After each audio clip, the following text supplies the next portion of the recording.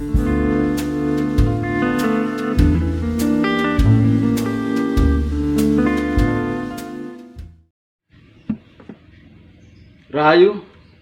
halo, selamat dunia, terutama dunia buku, para pegiat buku, para pegiat literasi, para penerbit, dan semua pembaca buku.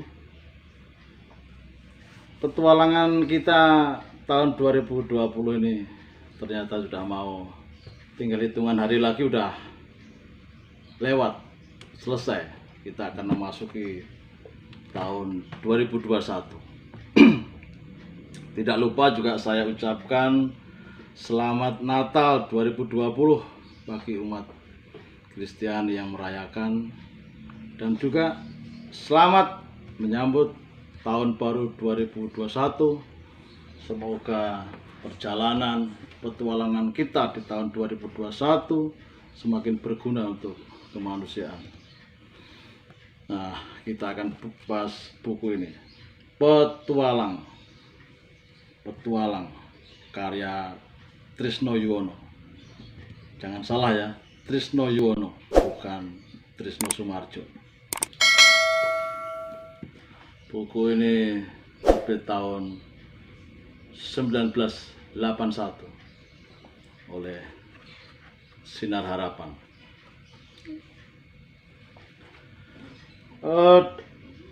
Dari halaman awal sampai akhir, Petualang tampak bercerita tentang kisah petualangan Herman di medan pertempuran dan revolusi, baik revolusi politik maupun hati, terutama dalam merebut hati wanita, merayu.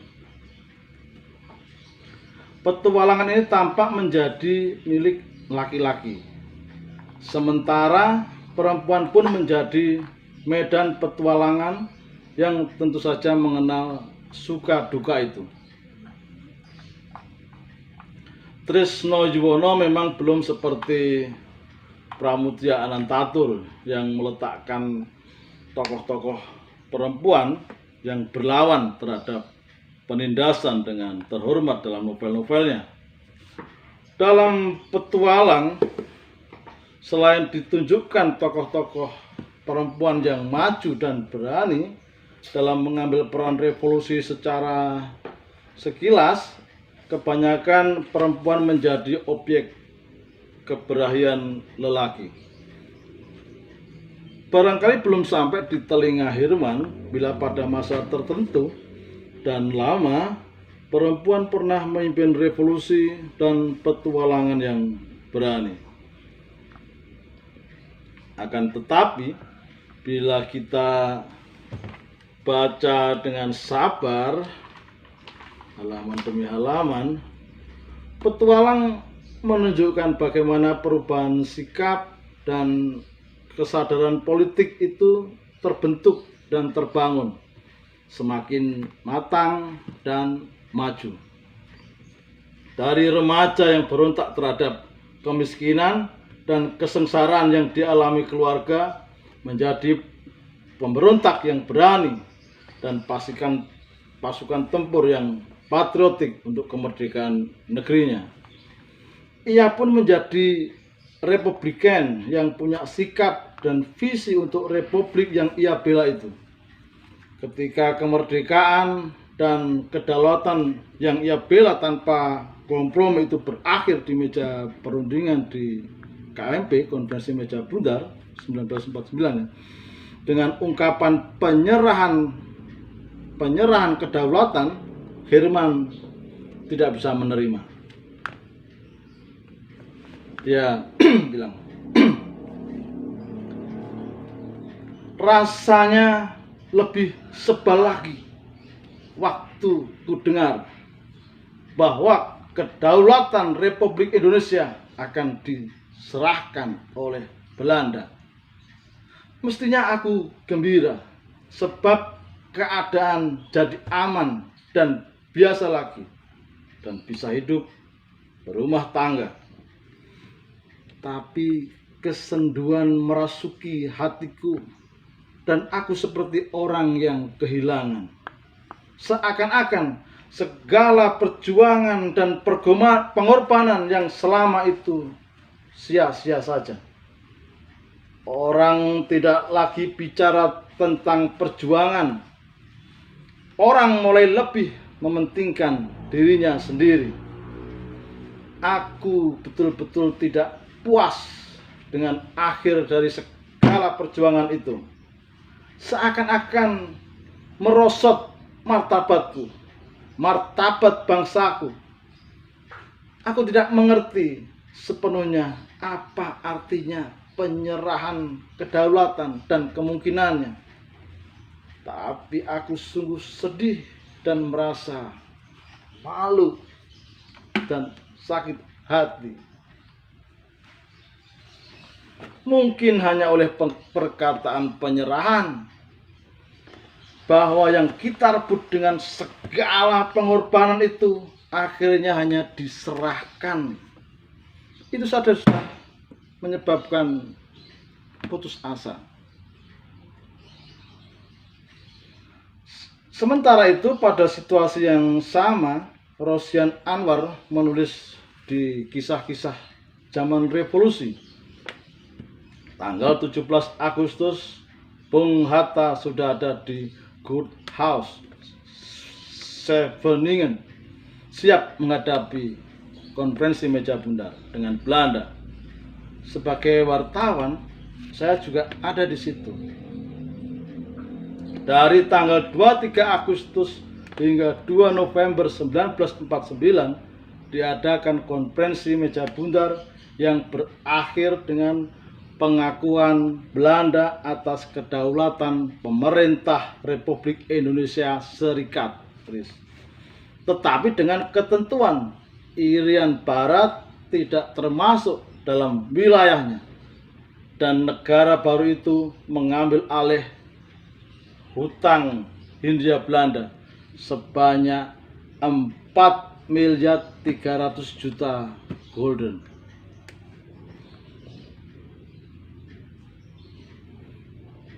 Sudah tahun baru, pikir saya. Tanah air saya sudah merdeka dan berdaulat, diakui oleh dunia internasional. Apakah gerangan yang akan dibawa oleh tahun 1950 dan seterusnya kepada bangsa dan tanah air saya? Itu pertanyaan, ungkapan dari Rosyan Anwar. Tapi Herman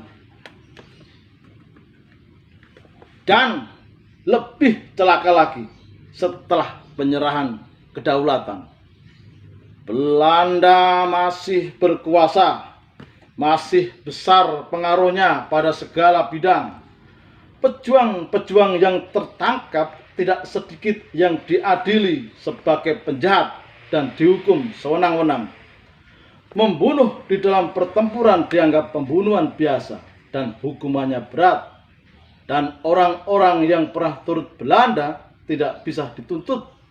Orang-orang yang selama itu hanya mementingkan dirinya di daerah Belanda jadi lebih aman lagi, lebih terjamin lagi. Aku tidak bisa menerima bahwa pemerintah menerima persetujuan itu.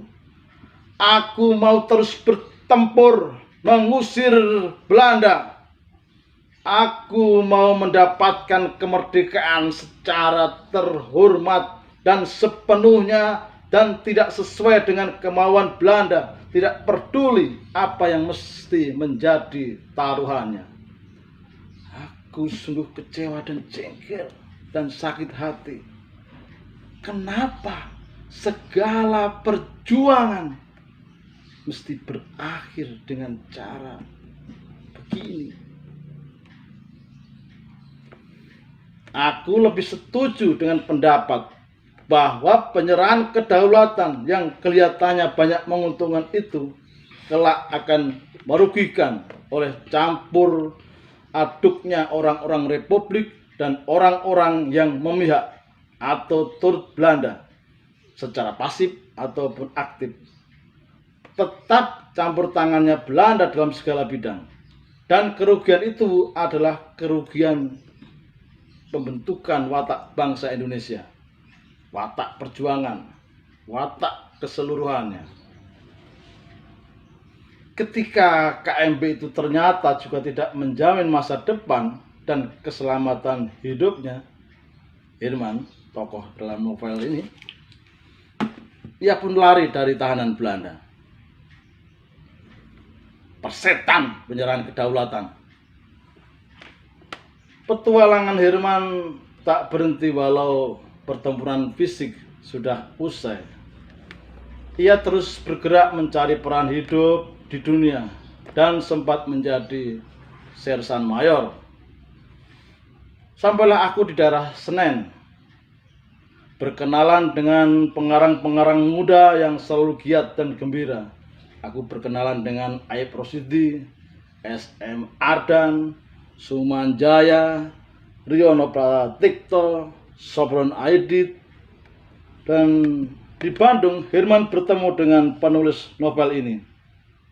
Penulis novel ini maksudnya Trisno Yono, si tokoh Herman tadi.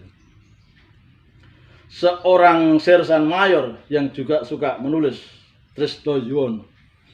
Herman pun memutuskan berhenti dari ketentaraan dan fokus pada dunia karang mengarang. Sebagai petualang, Herman tidak bisa diam. Rasa bosan dan belum berguna dalam hidup sering menyerang. Pertanyaan pamungkas pun menghantui sering juga bagi banyak orang. Buat apa hidup kalau nyata-nyata tidak bisa berguna lagi? Anda yang masih aktif berjuang atau memikirkan perjuangan atau ingin berjuang bagi negeri ini, sempatkanlah membaca buku ini. Akan ada banyak kesaksian tentang perang revolusi 1945 sampai 1949. Peran perempuan juga humor yang mengiringi. Mungkin sebuah film untuk novel ini tentu memikat, mencekam, dan mendidik. Rahayu, selamat dunia.